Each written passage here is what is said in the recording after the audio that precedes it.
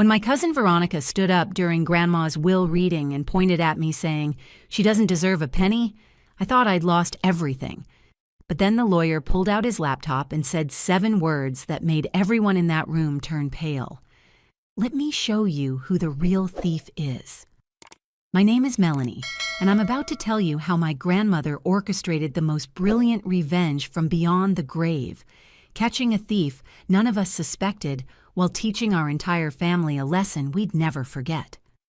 It was a Tuesday afternoon in September, and we were all gathered in Grandma Dottie's Victorian house, the one with the wraparound porch and the rose bushes she'd planted 40 years ago, the same house where I'd spent every Sunday for the past 3 years, helping her with groceries, teaching her how to use her iPhone, and listening to her stories about running the most popular bakery in town. The living room was packed with family members I hadn't seen since the funeral 3 weeks earlier. My mother Janet sat beside me, her hand occasionally squeezing mine for comfort.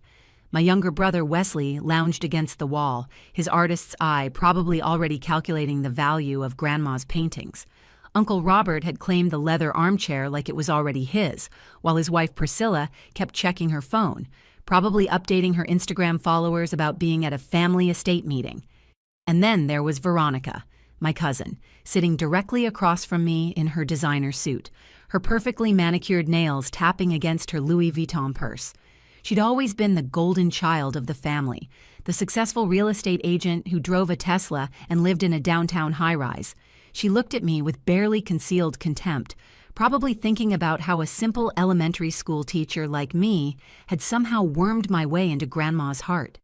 Mr. Theodore Brennan, Grandma's lawyer for the past 30 years, cleared his throat as he opened the manila folder containing her will. He was a distinguished man in his 60s with silver hair and kind eyes behind wire-rimmed glasses.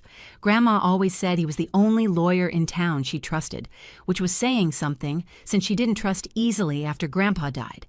The tension in the room was thick enough to cut with a knife. Everyone knew Grandma had money. The house alone was worth over $1 million, and that didn't include her savings, the antique collection, or the valuable jewelry pieces she'd accumulated over the years. Well, the jewelry that hadn't mysteriously disappeared in the months before she died. "Before we begin," Mr. Brennan said, adjusting his glasses, "Mrs. Chen wanted me to tell you all that she loved each and every one of you, despite your flaws. That should have been our first warning that something unusual was about to happen, but we were all too focused on what we might inherit to notice the subtle smile playing at the corner of the lawyer's mouth. The smell hit me first when I walked through Grandma Dottie's front door that Tuesday afternoon. Cinnamon rolls, her signature scent that had filled this house for as long as I could remember. It was impossible, of course. No one had baked here since she died 3 weeks ago, but somehow the walls themselves had absorbed decades of her baking, releasing that comforting aroma like a final goodbye. I straightened my teaching dress, the one with tiny daisies that Grandma always said made me look like sunshine. It felt appropriate to wear something she loved, even if Veronica would probably make some snide comment about my quaint fashion choices. As an elementary school teacher, I didn't make much money, but Grandma never cared about designer labels or fancy cars. She cared about showing up. "Melanie, honey, you're here," my mother Janet said, pulling me into a hug near the grandfather clock in the foyer. Her eyes were red-rimmed but determined. Mom was the youngest of Grandma's children, the sensitive one who inherited Grandma's kindness, but not her steel backbone. "I saved us seats together. Your Uncle Robert's already trying to claim the best spot like this is some kind of auction." The living room had been rearranged for the occasion. Someone, probably Mr. Brennan's assistant, had brought in extra chairs from the dining room and arranged them in a semicircle facing the fireplace where the lawyer had set up his temporary workspace. The September sun filtered through the lace curtains, casting patterns on the hardwood floors I'd helped Grandma polish just a month ago. "Look who decided to grace us with her presence." Veronica's voice cut through the room like a scalpel. She was examining her reflection in Grandma's antique mirror, adjusting a pearl necklace that looked suspiciously similar to one from Grandma's collection. "I thought maybe you'd be too busy with your little kindergartners to show up." "Third graders, actually," I replied, keeping my voice level. "And of course I'm here. Grandma would want all of us together." Wesley appeared at my side, his paint-stained fingers a stark contrast to the formal atmosphere. Ignore her, Mel. She's just bitter because Grandma never fell for her fake charm offensive. It was true.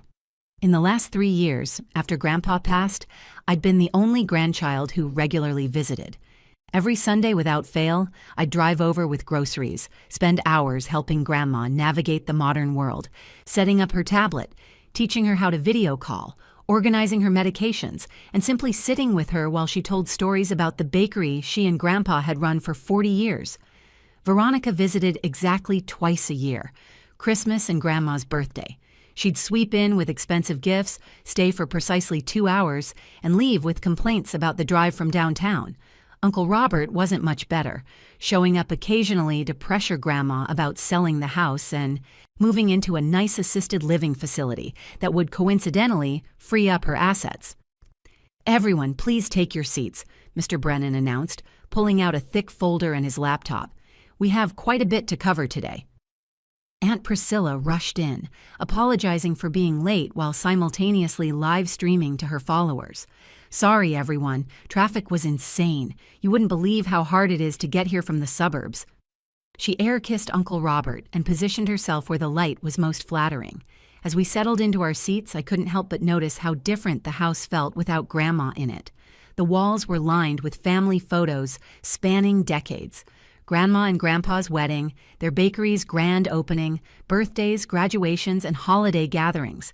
In recent photos, I appeared more and more frequently, usually helping Grandma with something or sitting beside her at the kitchen table, both of us covered in flour from attempting her famous recipes. "Before Mr. Brennan begins," Uncle Robert said, standing like he was addressing a board meeting, "I think we should acknowledge that Mother's final years were difficult. Her mind wasn't what it used to be." My mother tensed beside me. "Robert, don't you dare. Mama was sharp as a tack until the very end." "I'm just saying," he continued, his car salesman's smile not reaching his eyes, "that certain influences might have affected her decision-making. Some people had more access than others, more opportunities to, shall we say, make an impression." He wasn't looking at me, but everyone knew exactly who he meant. The accusation hung in the air like smoke. I felt my cheeks burn, remembering all those Sundays I'd spent here, not for any inheritance, but because I genuinely loved my grandmother. She taught me to bake, told me stories about her childhood, and gave me advice about everything from teaching to relationships. Mr. Brennan cleared his throat again, his expression unreadable as he opened the will. "Shall we begin with Dorothy Chen's final wishes?" The room fell silent, everyone leaning forward slightly, ready to learn how Grandma had divided her earthly possessions. None of us had any idea we were about to witness something far more valuable than money or property. We were about to see the truth. Mr. Brennan adjusted his wire-rimmed glasses and began reading in his measured professional voice. "I, Dorothy Chen, being of sound mind and body, do hereby declare this to be my last will and testament." The formal language felt strange applied to Grandma, who once told me that legal documents were just fancy ways of saying simple things. But here we were, listening to her final wishes, filtered through legal terminology. "To my son, Robert Chen, I leave my antique clock collection, valued at approximately $30,000, and the sum of $25,000 to help with what I know are difficult business circumstances." Uncle Robert shifted in his chair, his jaw tightening. He'd probably expected more, much more. The clock collection was valuable, sure, but everyone knew he'd been counting on enough money to save his struggling dealership. "To my daughter-in-law, Priscilla Chen, I leave my china set and $5,000 to pursue her creative endeavors." Priscilla's face fell so fast I almost felt sorry for her. $5,000 wouldn't even cover her monthly shopping sprees. "To my grandson, Wesley Chen, I leave my art collection and $30,000 to support his artistic journey, on the condition that he promises to never give up on his dreams." Wesley's eyes widened. $30,000 was more than he'd made in the last 2 years combined. He looked at me with surprise and genuine happiness. "To my daughter, Janet Chen, I leave my personal jewelry collection, except for the pieces specified elsewhere, and the sum of $50,000. Mom gasped softly beside me, tears forming in her eyes. The jewelry included Grandma's wedding ring and the emerald brooch Grandpa had given her for their anniversary. To my granddaughter, Veronica Chen," Mr. Brennan continued, and Veronica sat up straighter, her lips already forming a satisfied smile. "I leave the bronze butterfly brooch she always admired and the sum of $10,000. The smile vanished. "What? That's it? A brooch and $10,000? Veronica's voice pitched higher with each word. "This is insane." Mr. Brennan held up his hand. "Please allow me to continue. The remainder of my estate, including the house, all remaining financial assets, and the contents of my safety deposit box, I leave to—" "Stop right there." Veronica shot to her feet, her face flushed with anger. "Before you say another word, there's something everyone needs to know." The room went silent. Even Priscilla stopped checking her phone. "We all know who's about to get everything, don't we?" Veronica's perfectly manicured finger pointed directly at me. Sweet little Melanie, the devoted granddaughter who just happened to be here every single week. "Veronica, sit down," my mother said sharply. "No, Aunt Janet, I won't sit down. Not when we all know what's been happening. Has anyone else noticed that Grandma's valuable pieces started disappearing about 6 months ago? The pearl necklace Grandpa gave her for their 50th anniversary? Gone. The vintage Cartier watch? Vanished. The diamond earrings she wore to my college graduation? Nowhere to be found. My stomach dropped. I knew about the missing items. Grandma had mentioned them to me, seeming more puzzled than upset. I'd helped her look for them, assuming she'd misplaced them. Uncle Robert stood up, backing his daughter. "Veronica's right." I've been thinking the same thing, but didn't want to say anything. Melanie was the only one with regular access to the house. She had keys. She knew the alarm code. She was here alone with Mother every Sunday. "You can't be serious," Wesley said, pushing off from the wall. "Mel would never steal from Grandma." "Wouldn't she?" Aunt Priscilla chimed in, suddenly interested in the drama. "I heard from my book club that someone saw Melanie at that pawn shop downtown, the expensive one that deals in estate jewelry. That was true, but twisted. I'd gone there with Grandma to have some pieces appraised for insurance purposes, but explaining that now would sound like an excuse." "She doesn't deserve a penny," Veronica declared, her voice ringing with conviction. "She's been stealing from Grandma for months, probably longer, playing the devoted granddaughter while robbing her blind." The room erupted. Uncle Robert nodded vigorously. "We should contest the will." "Mother wasn't in her right mind if she left everything to a thief." "How dare you?" my mother said, standing to face her brother. "Melanie loved Mother more than any of you." "Love doesn't explain missing jewelry, Janet," Veronica shot back. "Face facts. Your daughter played the long game and now she wants her payout." I sat frozen, unable to speak. The accusations flew around me like shrapnel. Even Mom's defense of me started to waver as more family members began nodding along with Veronica's theory. "The timing is suspicious," someone muttered. "She did have opportunity," another voice agreed. Mr. Brennan watched the chaos unfold with an expression I couldn't quite read. He made no move to interrupt or continue reading. It was as if he was waiting for something, or someone, to finish playing their hand. Mr. Brennan raised his hand slowly, commanding silence with a gesture that reminded me why Grandma had trusted him for 3 decades. The shouting gradually died down, though Veronica remained standing, her chest heaving with righteous indignation. "If I may continue," he said, his voice carrying a weight that made everyone settle back into their seats. "Mrs. Chen anticipated this exact scenario. In fact, she left me with very specific instructions for this moment." He reached into his briefcase and pulled out a laptop, modern and sleek, which seemed out of place among the antique furniture and vintage photographs. "Your grandmother was quite remarkable, you know. At 78, she embraced technology with an enthusiasm that would put people a quarter of her age to shame." "What does that have to do with anything?" Uncle Robert demanded, though his voice had lost some of its earlier confidence. "Everything, Mr. Chen. You see, 6 months ago, after the first items went missing, your mother came to me with a request. She wanted to install security cameras in her home, hidden ones." The color drained from Veronica's face so fast I thought she might faint. "That's illegal. You can't record people without their consent." "Actually," Mr. Brennan replied calmly, "one can record anything they wish in their own home, especially when they suspect they're being robbed." Mrs. Chen was quite within her. rights. He connected the laptop to the flat-screen TV that Uncle Robert had bought Grandma last Christmas, insisting she needed to join the 21st century. The irony wasn't lost on me now. "Melanie," Mr. Brennan said, turning to me for the first time, "do you remember helping your grandmother set up a cloud storage system about 6 months ago?"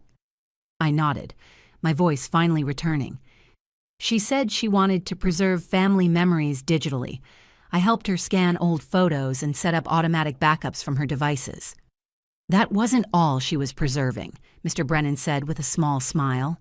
"The security system she had installed was connected to that same cloud storage. Every piece of footage was automatically uploaded and saved." "This is ridiculous," Veronica said, but her voice shook. "Even if there are cameras, they won't show anything because Melanie was careful. I mean, because nothing happened." Wesley let out a short laugh. "Nice slip there, cousin." Mr. Brennan pulled up a folder on the laptop labeled Evidence. Inside were dozens of video files, each tagged with dates and times. "Before I show you what Mrs. Chen collected, let me read the rest of her will," the part that Veronica so rudely interrupted.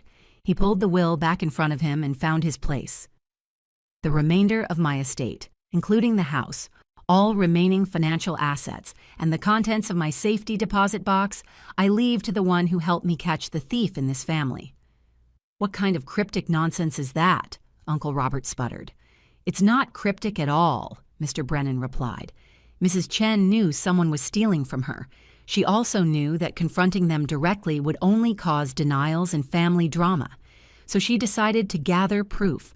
Melanie, unknowingly, helped her set up the very system that would reveal the truth." My mind raced back to those Sunday afternoons. Grandma asking about motion sensors, about how Ring doorbells worked, about whether cameras could record in low light. I thought she was just curious, maybe a little paranoid living alone in a big house. I'd answered all her questions, helped her research different systems, even helped her create the cloud account that would store everything. "She played us," Aunt Priscilla whispered, and for once she wasn't wrong. "Mrs. Chen was a brilliant woman," Mr. Brennan confirmed. "She knew that whoever was stealing from her would eventually reveal themselves, especially if they thought they were getting away with it. She also knew that the real thief would be the first to point fingers at others when the will was read." All eyes turned to Veronica, who had indeed been the first to make accusations. "That doesn't prove anything," she said, but her perfectly composed facade was cracking. Anyone could have made those accusations. They were logical conclusions. "Perhaps," Mr. Brennan said, clicking on the first video file, "but logic and truth are often two very different things. Your grandmother's will continues with one more important line. The truth will be revealed through the evidence I've collected, and justice, though delayed, will not be denied." The TV screen came to life, showing a clear view of Grandma's living room.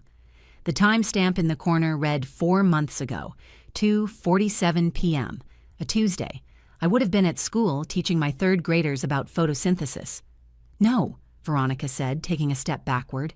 "You can't do this. I want a lawyer." "I am a lawyer," Mr. Brennan reminded her, "and you're free to leave any time. But if you do, you'll miss the most interesting part of your grandmother's final message." Nobody moved. Even Veronica, despite her protest, stood frozen, watching as her carefully constructed lies were about to come crashing down around her. The security footage began to play, crystal clear, despite being from a hidden camera. Grandma must have paid for the best system available. The timestamp showed 2:47 p.m. on a Tuesday afternoon 4 months ago. I remembered that day specifically because my class had been putting on a play about the water cycle, and I'd stayed late to help clean up the cardboard clouds and paper raindrops. On the screen, the front door opened, and Veronica walked in using a key.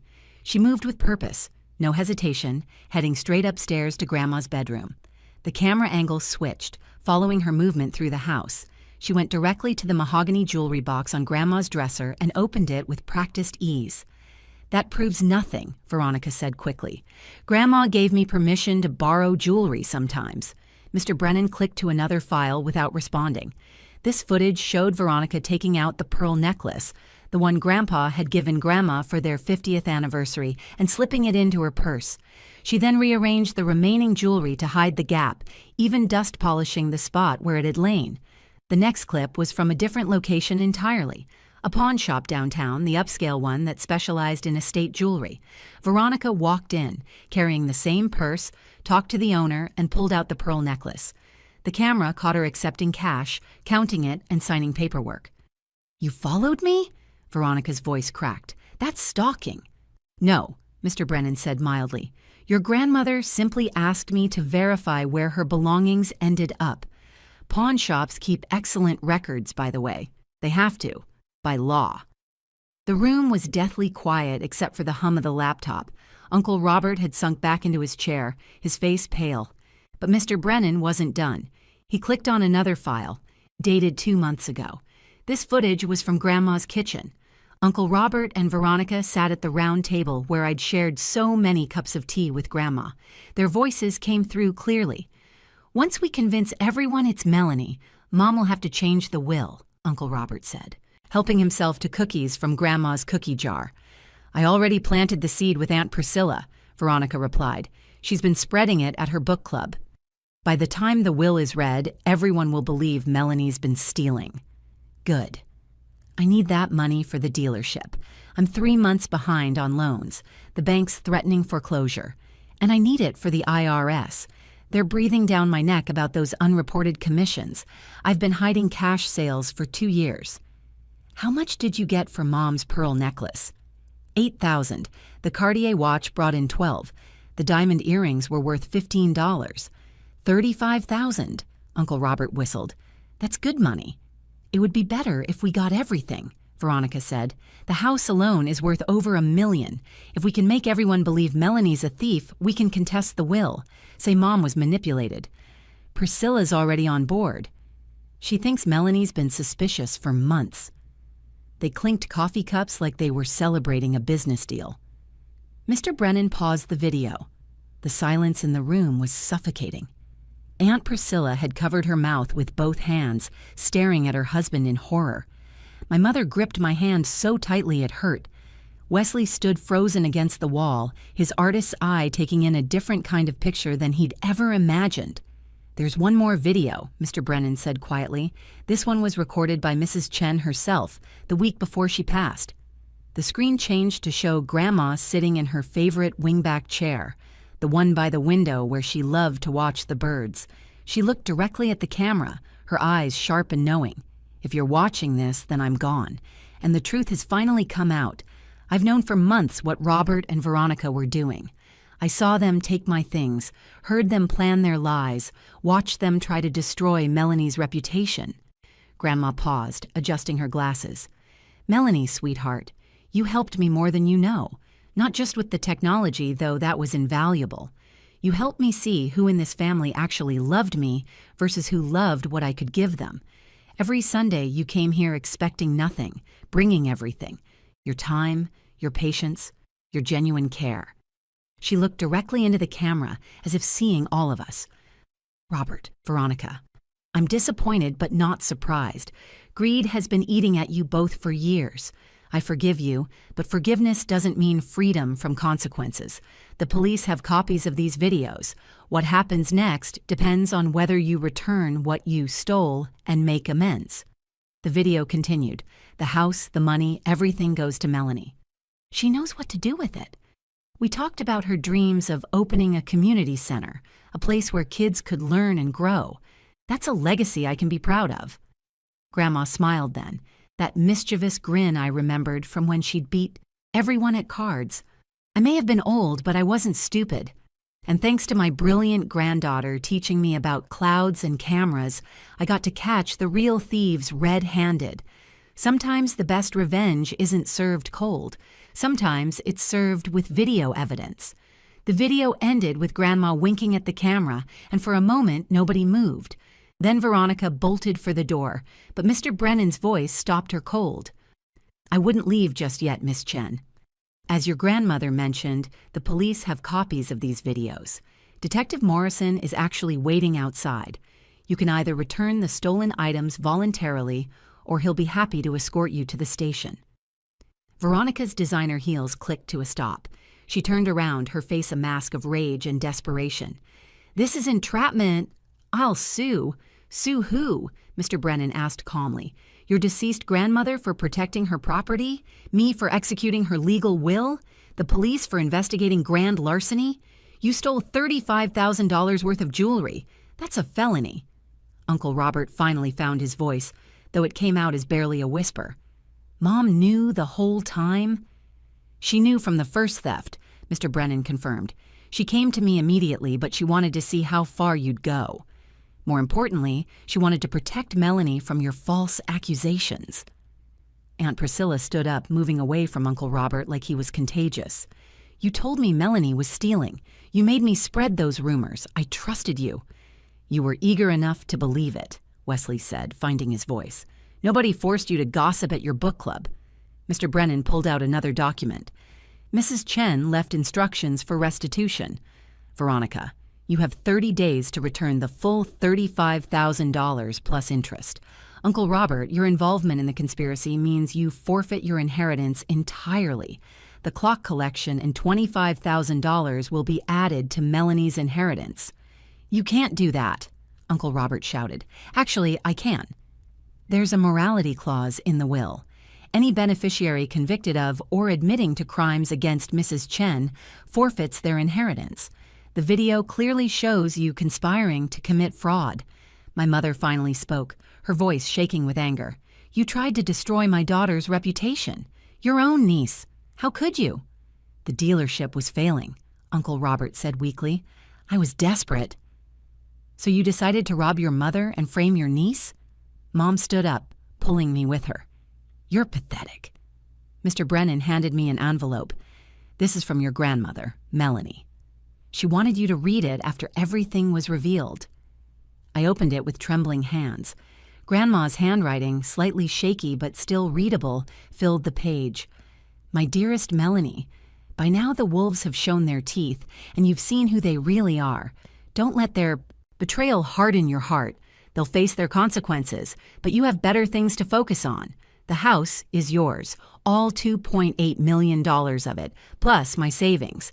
But more importantly, I'm leaving you my recipes, including the secret cinnamon roll recipe that made our bakery famous. It's in the safety deposit box, along with Grandpa's love letters to me and the seed money for your community center. You taught me that technology could do more than just make calls or send messages. It could reveal truth, protect the innocent, and ensure justice.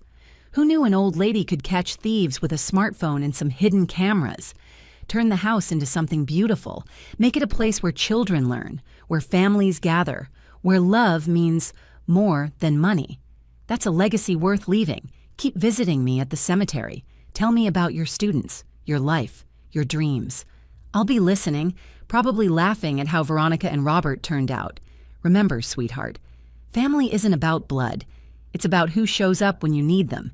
You showed up every Sunday, not for an inheritance, but for love. That's why everything is yours. All my love, Grandma Dottie. P.S. Make Veronica work for her forgiveness. Maybe volunteer at your community center. Manual labor might teach her what real value means. 6 months later, I stood in the transformed Victorian house. The living room where the will was read had become a reading corner for kids. The kitchen where Uncle Robert and Veronica planned their scheme was now a teaching kitchen where I taught Grandma's recipes to anyone who wanted to learn. The smell of cinnamon rolls filled the air every Thursday. Veronica worked off her debt doing community service at the center.